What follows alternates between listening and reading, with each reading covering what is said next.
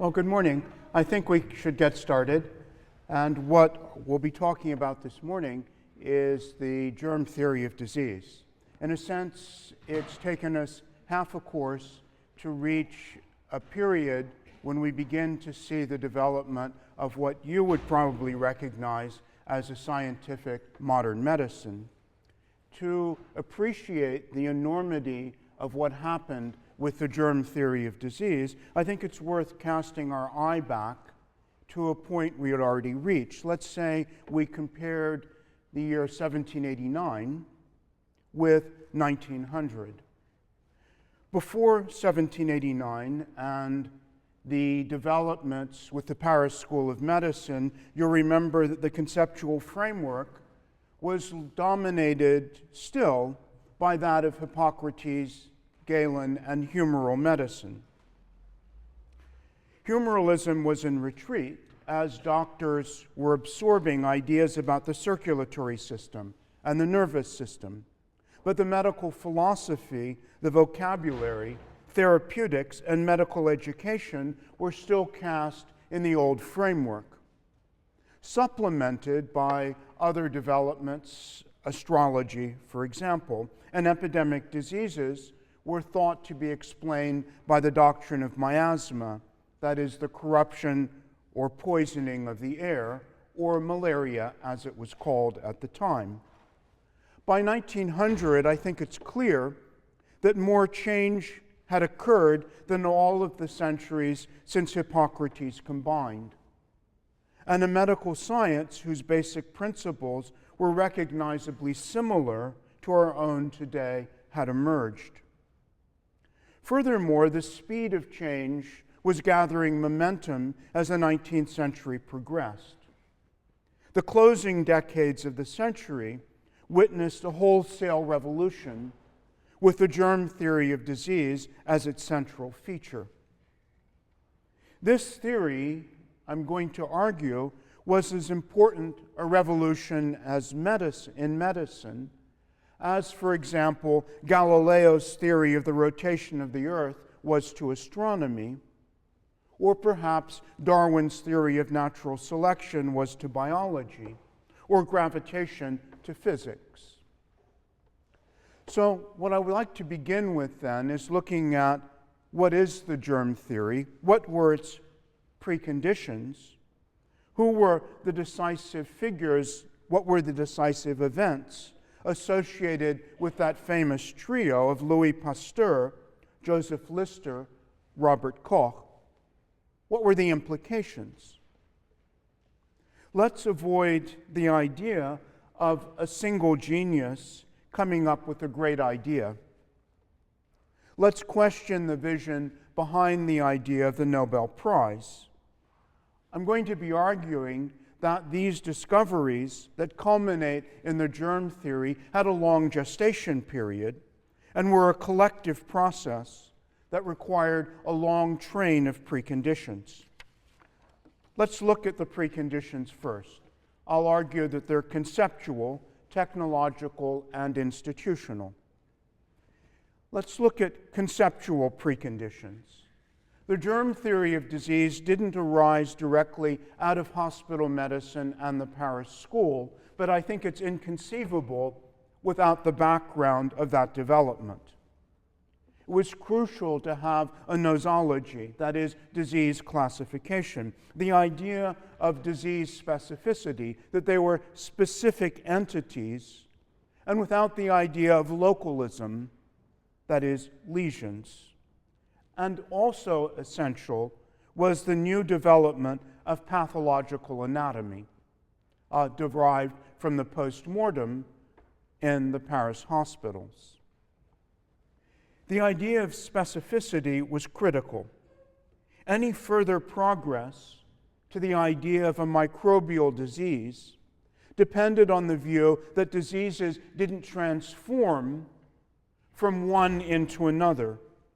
Before the Paris School, it was common to believe, for example, that cholera, to take one disease, was simply a heightened form of endemic summer diarrhea.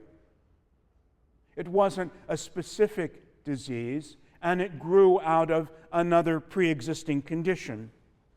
The germ theory depended instead on the conviction that they're stable, unchanging disease entities, that each one is specific and has a specific microbial cause. But the followers of Pierre-Louis, that is, in Paris, while carefully distinguishing one disease from another and classifying them, didn't advance much towards the idea of the causative pathogens behind them. Now, when we've talked about the Paris school, I don't want to give you the idea that all of the crucial figures in disease specificity and nosology were French. There were other crucial figures as well. William Gerhard, who distinguished typhus from typhoid. He had studied in Paris with Louis for a couple of years and then returned to his native Philadelphia. During an epidemic of typhus, he dissected hundreds of cadavers and discovered that their lesions had no resemblance whatsoever to typhoid. There was William Budd, who wrote an important book called Typhoid Fever, Its Nature, Mode of Spreading and Prevention in 1873, and he referred to the unchanging specific nature of the disease. Let's listen to what he said. He said this: "To propagate itself and no other, and that on a series of indefinite progressions, constitutes the very essence of the relation on which the idea of species is founded. How much this implies in the animal and plant world, we all know. It is strange that what it implies in the case of diseases should be so seldom recognized until now." Or there was Pierre Bretonneau, who believed that there were morbid seeds that caused special diseases, just as every seed in the natural history, that is, gives rise to a determined species. And he applied that idea to diphtheria.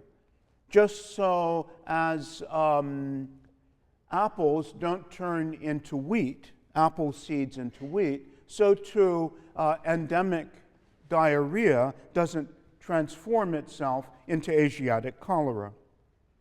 There was an important transitional figure too, Claude Bernard of the Paris School, one of its stars, who lived from 1813 to 1878, and in 1865 wrote an important book called An Introduction to the Study of Experimental Medicine, where he presented a critique of the Paris School. He argued that diseases were dynamic processes. They weren't static in the way that the Paris idea of nosology seemed to suggest. And he argued that hospitals displayed the end stages of diseases, not their beginnings.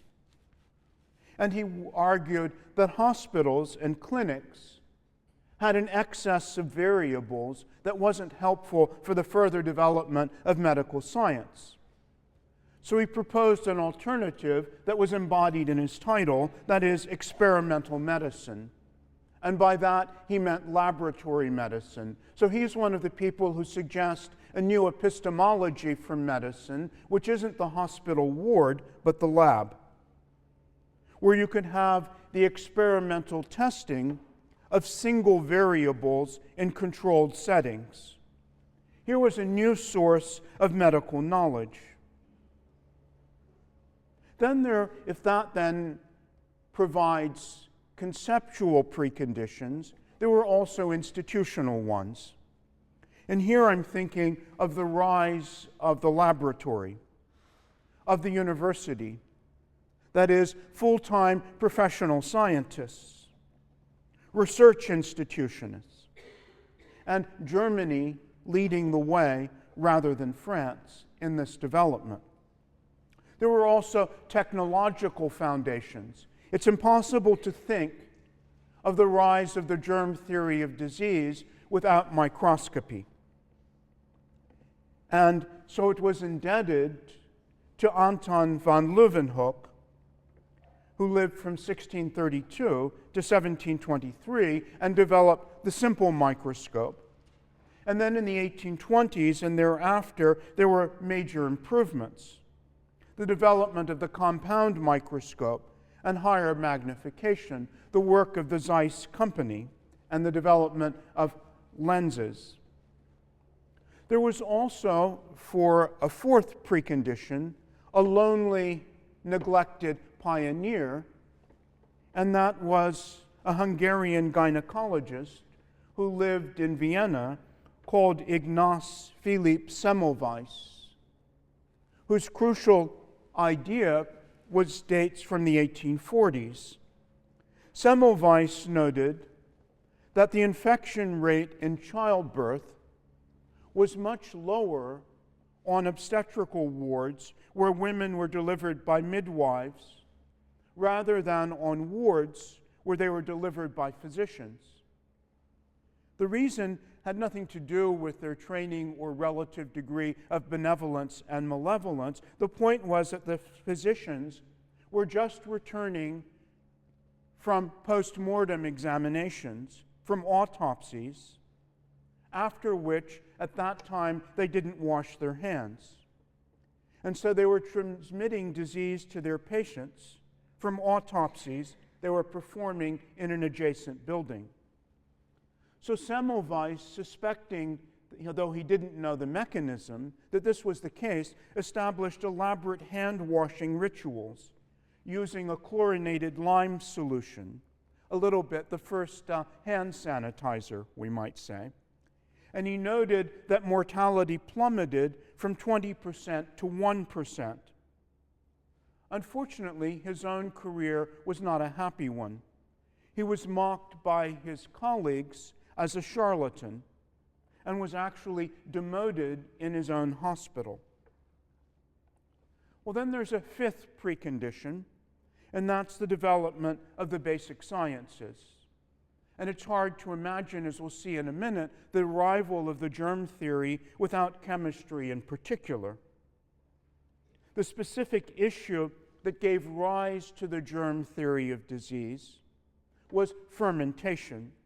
And Pasteur, after all, was originally a chemist who in the 1860s became a biologist, and we should note that he wasn't a physician. This is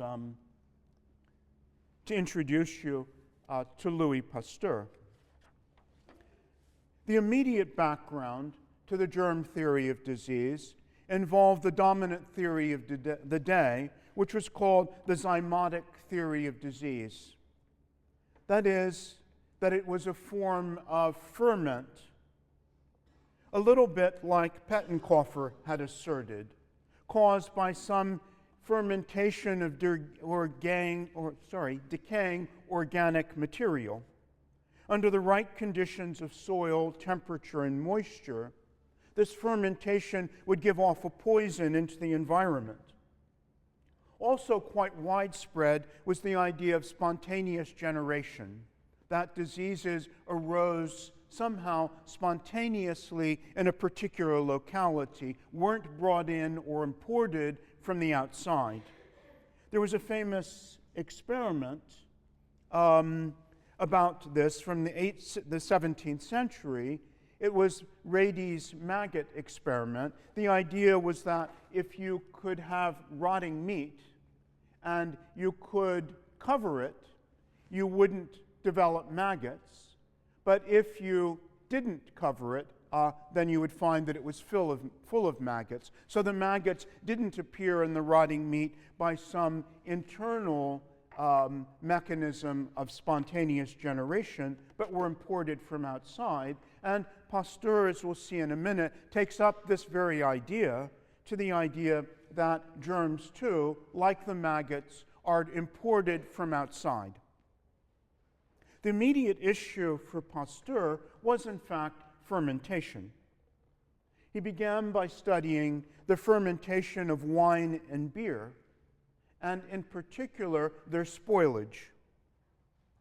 At the time, this was thought, when he took up his work, to be a chemical process. And remember that Pasteur was not a physician, but a chemist originally.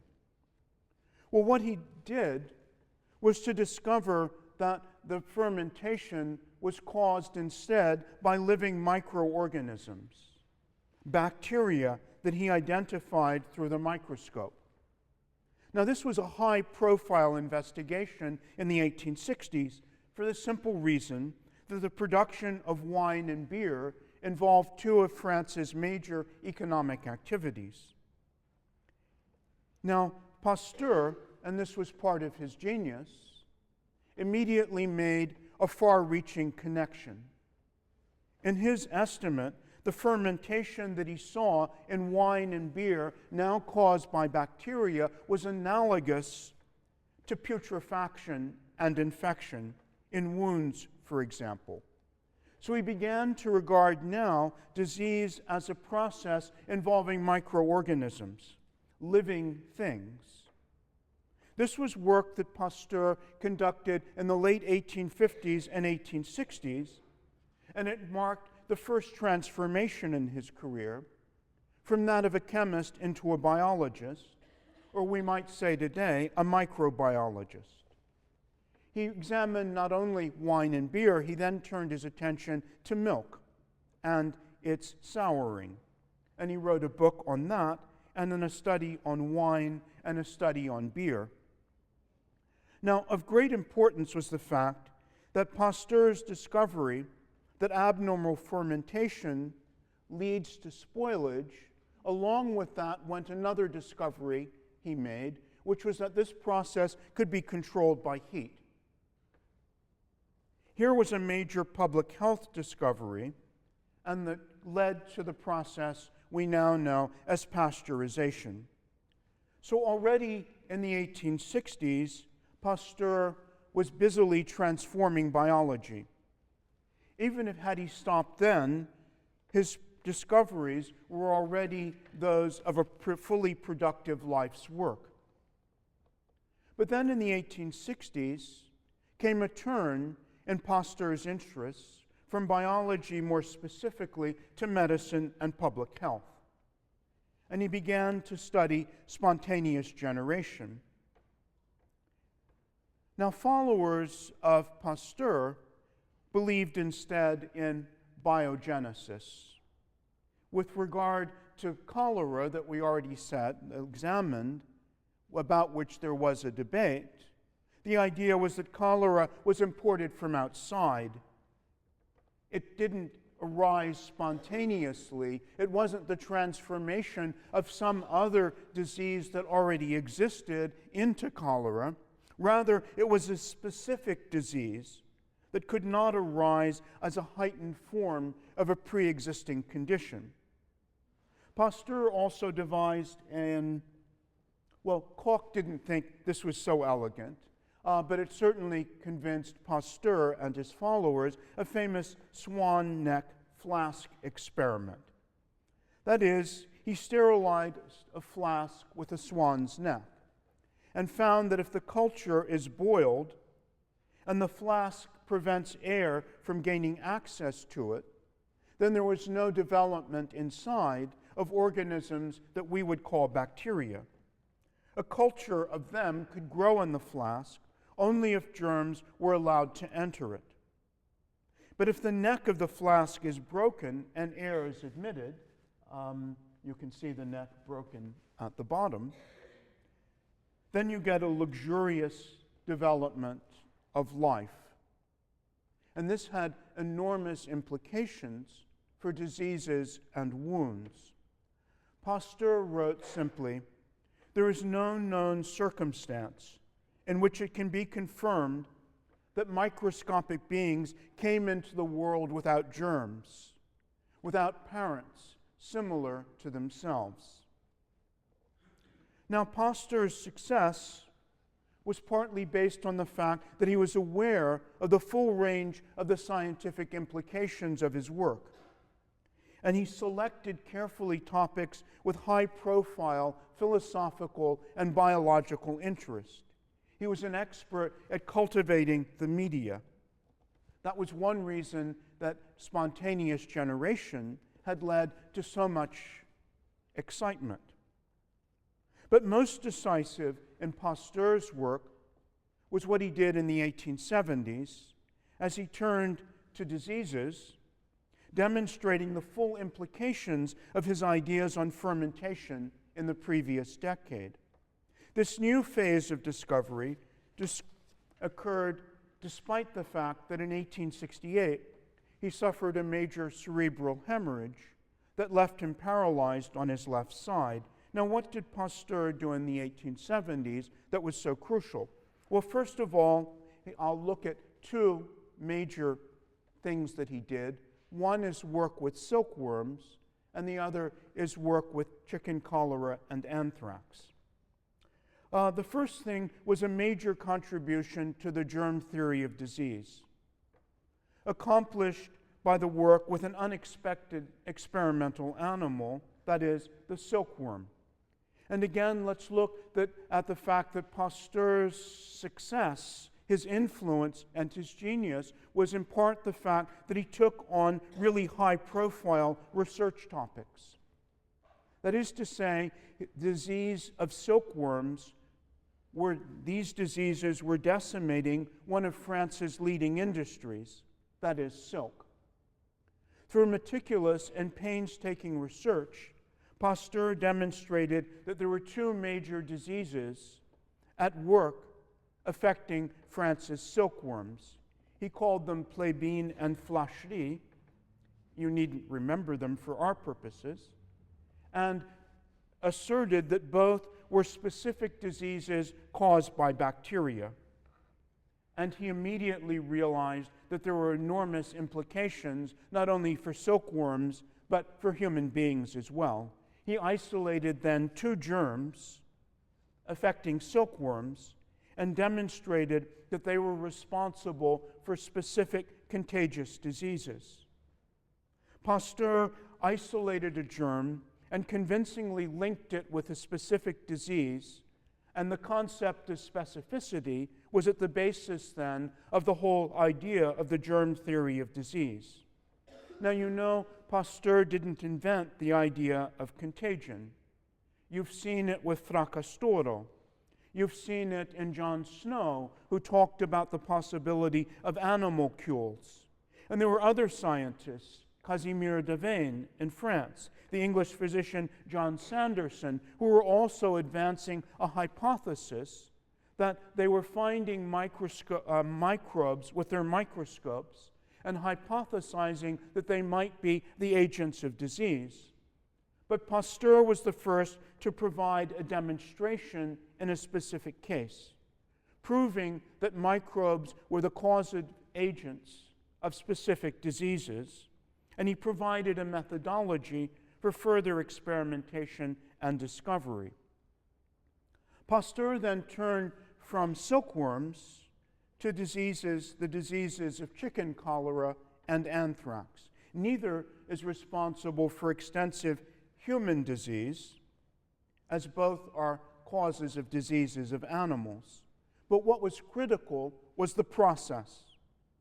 His work on anthrax helped to establish a model for investigating infectious diseases and establishing the claims for the germ theory of disease and putting that on solid foundation.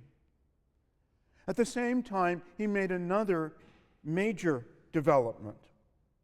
His vision went beyond simply demonstrating the germ theory, although he did that.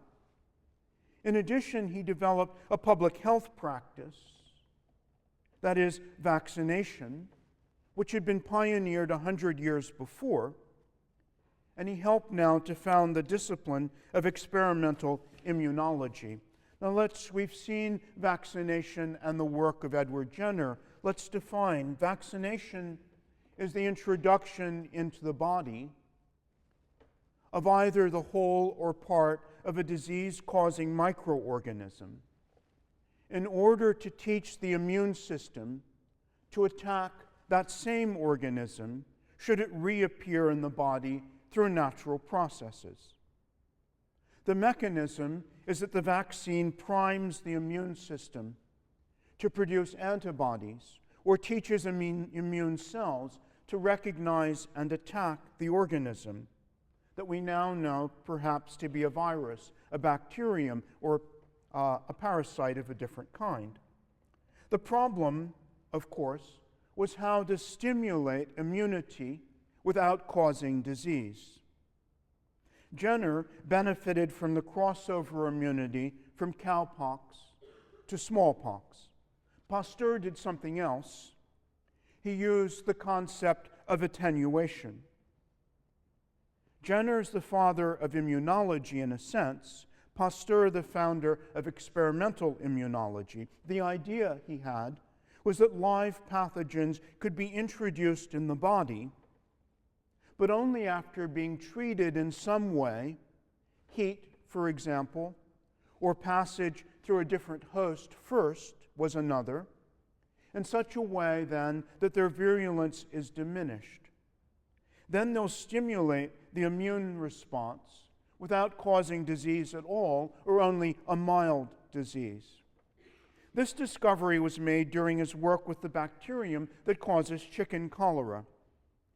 Made sort of by chance, serendipity played a role. He left a batch of bacteria untouched for a week or so while he went on vacation during the hot summer months.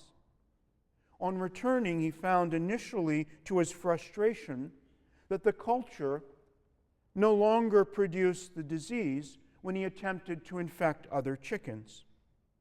So he got a fresh batch of bacterium and injected the same chickens with it, as well as a lot of new chickens, and made a surprising discovery that the original chickens injected with the old vaccine remained healthy. In our terms, they were immune, while the new and previously untreated chickens sickened and died. He repeated the experiment several times with the same results, and concluded that the summer heat had changed or attenuated the culture of the bacterium. Later techniques expanded the repertoire, demonstrating that heat could kill vaccines of chicken cholera but still induce immunity. There were other vaccines that could employ live but attenuated bacteria or viruses. Some used killed microorganisms. Some used subunit vaccines. And the processes of attenuation are not only heat, but let's say for polio, could be the passage through formaldehyde and there are other means. Attenuation, though, was critical to the development of vaccine as a public health strategy. But let's return to Pasteur. Having discovered attenuation with chicken cholera, Pasteur applied the same principle to the different disease of anthrax. The pathogen responsible was the Bacillus anthracis that had recently been isolated by Robert Koch. And if you see the film, The Story of Louis Pasteur, you'll see what he did in 1881 with the bacterium. In a famous experiment, he vaccinated 24 sheep with an attenuated, that is, heated bacterium, after which he challenged the original 24 sheep with live, unattenuated anthrax injections, as well as 24 control sheep that had not been vaccinated. The vaccinated sheep remained healthy. The non-vaccinated all died. Then came the 1880s, and Pasteur turned to another high-profile disease, and that is rabies. Having discovered attenuation by heat with chicken cholera and anthrax, Pasteur extended the principle of attenuation by other means. This involved further famous experiments. Rabies, as it turns out, was not another bacterial disease, but a disease caused by what we now know to be a virus. In this case, he attenuated the virus by isolating it from foxes and then passing it through an unnatural host of a different species, in this case, the rabbit. So passing the virus through a series of rabbit bodies, he succeeded in producing a variant that would no longer cause the infection in foxes, but would serve to protect against the natural occurring rabies. Rabies was not a high-impact disease in terms of numbers of people it affected, but it was a disease of high drama, and one that was then, and still is, universally fatal. So it was ideal for attracting media attention. The Great Human Trial occurred in July 1885 with the famous case of the 9-year-old boy Joseph Meister, who had been severely bitten by a rabid dog and was thought to be certain to die an agonizing death. But taking advantage of the incubation period for rabies, Pasteur vaccinated the boy with his attenuated rabies virus. Joseph Meister survived and became a celebrity patient, the first person ever known to have survived after being severely bitten by a rabid animal. And Meister remained loyal for the rest of his life to Pasteur. He returned as an adult to Paris to work as a gatekeeper at the Pasteur Institute, where Pasteur himself was buried in the crypt. The apocryphal story, I won't assert its truth. The story is that he was killed in 1940 as an elderly man when he tried to prevent occupying German troops from desecrating Pasteur's grave, the grave of the national icon of an enemy power. A slightly less poignant but better documented narrative is that he committed suicide in despair at the German occupation. Well, the Pasteur Institute, that's the vaccination of Joseph Meister. It's not Pasteur doing the actual vaccination because, as I said, he wasn't a physician. This is the Pasteur Institute, founded in 1887 with Louis Pasteur himself as its first director, committed to biomedical research in Paris and to a series of satellite institutes elsewhere in the world. It followed the public health strategy of vaccination pioneered by Pasteur and now by Jenner and now consolidated by Pasteur. The founding of this institute, you'll note its size and imposing nature, gives us the opportunity to note in passing another aspect of 19th and 20th century science, the way in which it became a focal point for competing nationalisms, in a way familiar to us from the Cold War competition between the US and the USSR.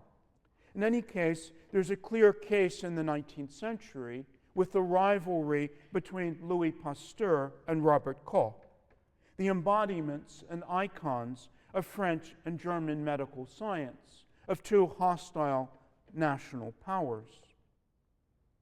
The Pasteur Institute in Paris rivaled the Koch Institute in Berlin. And that brings us, we'll also note the crypt where Pasteur is buried. There's a kind of, what shall I say, worship of Pasteur almost, and of French medical science. But let's move on to Robert Koch, who lived from 1843 to 1910, the second great figure in the establishment of the germ theory of disease, the German scientist who was 20 years younger than Pasteur. Now, if Pasteur's hallmark was the imaginative breadth of his scientific vision, Koch's distinctive feature was his scientific rigor, his more rigorous techniques of microbiology. He had a famous critique of the whole swan neck flask experiment. He argued that Pasteur had been lucky because contamination was possible. He developed the plate technique using the Petri dish and solid culture. And he developed staining techniques for microscopy. What I'd particularly like you to note is his methodology, which he embodied in what are called Koch's postulates. This was the methodology for determining that a suspected microbe is the causative agent of a particular disease. He said you could know this under 4 conditions. First, the organism suspected as a pathogen must be found in all animals suffering from the disease. In other words, it has to be universally present where the disease is present. And then the organism must be isolated from a diseased animal and grown in culture. Third, the cultured organism must cause the disease when introduced into a healthy animal. And lastly, the organism must be re-isolated from the experimentally infected animal. Now, these postulates are some of the most famous in medical science and were the model for establishing germs as pathogens for other diseases. Now, Koch's microscopy had a number of immediate implications. His staining raised the idea that if you could stain, you could also have an idea of magic bullets, what later became antibiotics, but Koch didn't pursue that particular interest. The other was this led to reliable differential diagnosis, and therefore a more properly based nosology. It could lead also to major public health measures, and ultimately to developments in therapeutics. It furthered the sanitary idea and gave it a firm scientific basis, and irrefutably proved the truth of contagionism rather than anti-contagionism, as Pettenkofer learned to his cost. But immediately, it didn't imply, and I think we should note this, the understanding of disease did not immediately lead to therapeutic advances. Remember what happened in Naples during the cholera of 1884. Koch's idea was used for a very negative therapeutic method, that is, acid enemas that were administered to patients. Well, Koch also moved forward on other diseases, applying the methods he had developed, that Pasteur had developed in the 1870s, and applying his own rigorous postulates. In 1882, the most famous of all, he isolated the bacterium that causes tuberculosis, the most prevalent disease of the time. The paper that Koch presented in 1882 was one of the most dramatic and important moments in the history of medicine. Tuberculosis was not feared in the same way cholera was, but it was unquestionably the greatest killer of the 19th century, and until 1882, it was shrouded in mystery.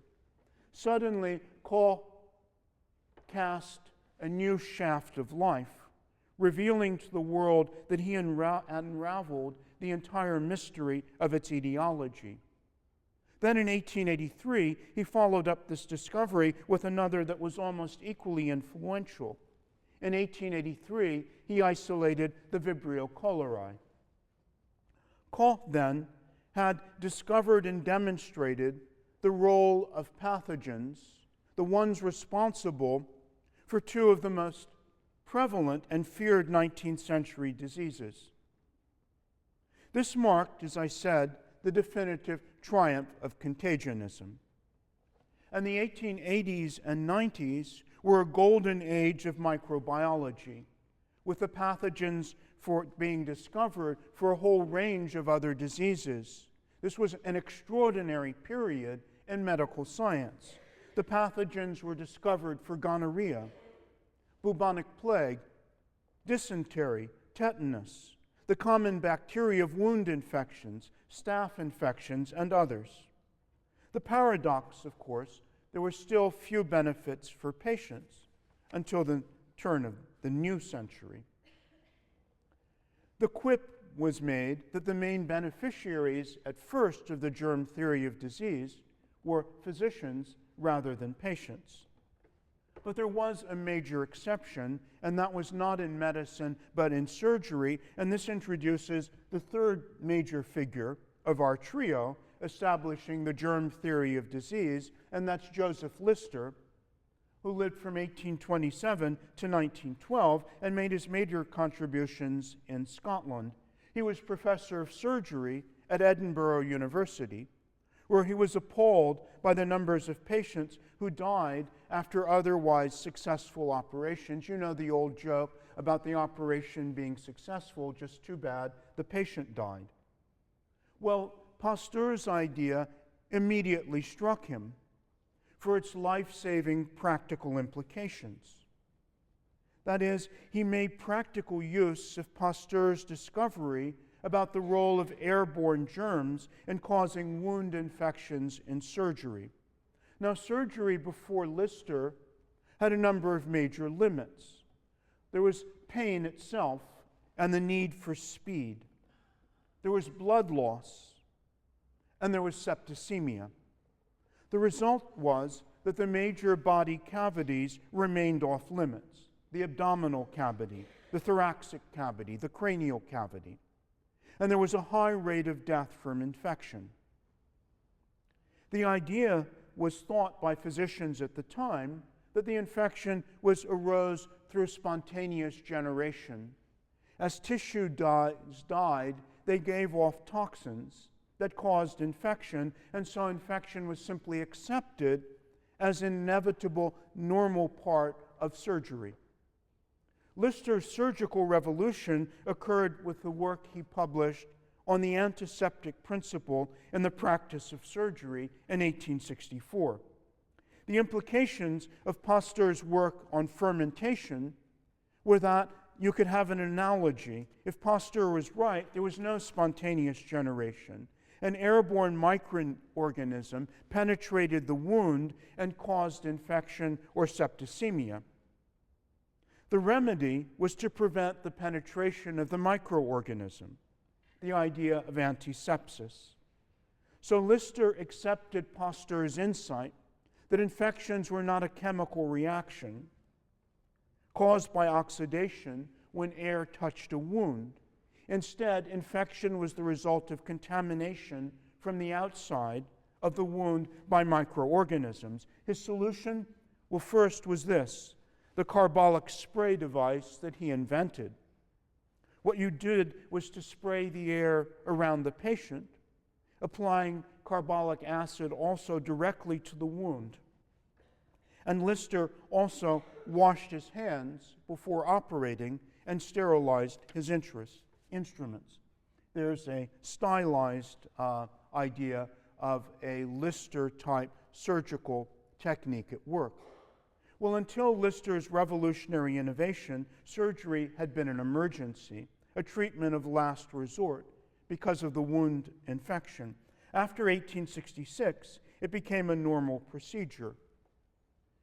There were other innovations as well that went with it. His contemporaries improved on Lister. You'll see that here they aren't wearing masks, for example, or gowns. Those were introduced. And gloves made from vulcanized rubber were introduced in the 1890s, but really became a part of best practice only from about the time of the First World War. This also revolutionized obstetrics with the conquest of puerperal fever. With hospital and clinical procedures then were transformed by the antiseptic idea. So by the 1890s, you have the consolidation of the germ theory of disease, revolutionizing medicine and becoming accepted throughout the international medical profession. I'd like to mention the impact also on culture. And this particular book, which is by Bram Stoker, which is Dracula, published in 1897, that gives us, I would argue, expression in a really dramatic, and I just read it again, a really scary, I assure you, idea of anxieties about infection. Now, Dracula is really, for its time, a high-tech novel. In it, you see all about the latest scientific and medical inventions and ideas. It contains the phonograph, the telephone, stenography, railroads, the two-wheeled bicycle. And in medicine, it deals with the latest inventions in psychiatry, in blood transfusion, infectious diseases, and indeed, I would argue, it also involves what was the cutting-edge scientific idea in medicine at the time, the possibility of vector-borne diseases like malaria and filaria. It's just at the time when we're going to see tropical medicine, we'll look at next time, becomes the cutting edge of late 19th century, early 20th century medical science. Now you know the drill about Dracula, how Count Dracula, the word Dracula comes from the Romanian word Dracul, which means a devil, a little devil. And you know how he lived, the count in, the evil count in Transylvania, in Romania, in the Carpathian Mountains. And the point is he travels by ship from the Black Sea port aboard a Russian vehicle through the Mediterranean and up along the coast of Spain and France, where he lands by ship in Britain at the port of Whitby. Then he travels by train and is transported by railroad from Whitby to London, where his plan is to ravage the huge population of London. Now, what does that remind you of? Doesn't that reminds me, I'm going to argue that Dracula is many things. In the literature, you'll see that Dracula is a metaphor, and this is often said, for repressed sexuality in the Victorian era. You'll find interpretations of it as expressing also a repressed homoeroticism.